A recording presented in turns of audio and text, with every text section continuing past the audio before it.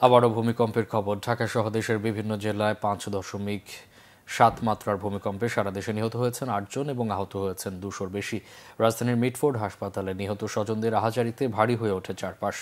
ভূমিকম্পে আহতদের মধ্যে 42 জন আসেন ঢাকা মেডিকেলে চিকিৎসা নিতে। এদের মধ্যে নরসিংদী থেকে আসা ওমর নামে 10 বছরের এক শিশু মারা গেছে।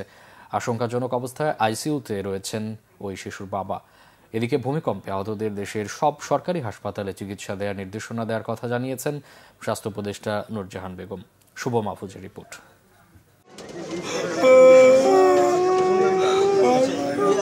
হাজী আব্দুর রহিম লক্ষ্মীপুরে বাড়ি হলেও পরিবার নিয়ে থাকেন রাজধানীর পুরান ঢাকার কসাইটুলি এলাকায়।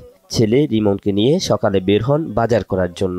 হঠাৎ ভূমিকম্পে পাশের 7তলা ভবনের রেলিং ভেঙে রাস্তায় এসে তাদের উপর পড়লে তাৎক্ষণিক নিহত হন দুজনেই।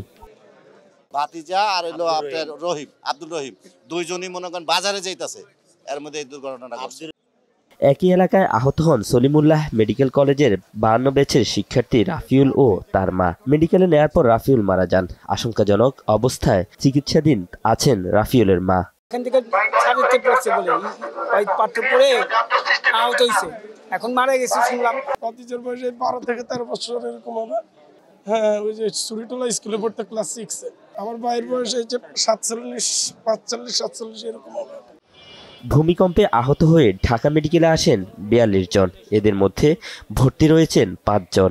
এর মধ্যে 3 জন ঢাকা বিশ্ববিদ্যালয়ের শিক্ষার্থীরা অনেক হুড়োহুড়ো করে নামার সময় অনেকেই আহত হয়েছে। ওই ভূমিকম্প যখন হচ্ছিল তখন পড়তেছিলাম, আমি মনে করছি যে ভবন ভেঙে পড়তেছে, শব্দ হচ্ছিল খুব। ওইটা বুঝে আমি মনে করছি ভেঙে পড়তেছে, ওইটা বুঝে আর কি সামনে বারান্দা থেকে দোতলা থেকে লাফ দিছি। এদিকে ভূমিকম্পে আহতদের দেখতে দুপুরে ঢাকা মেডিকেলে আসেন স্বাস্থ্য উপদেষ্টা নূরজাহান বেগম। এ সময় দেশের সব সরকারি হাসপাতালে আহতদের চিকিৎসা নেওয়ার নির্দেশনা দেওয়ার কথা জানান তিনি।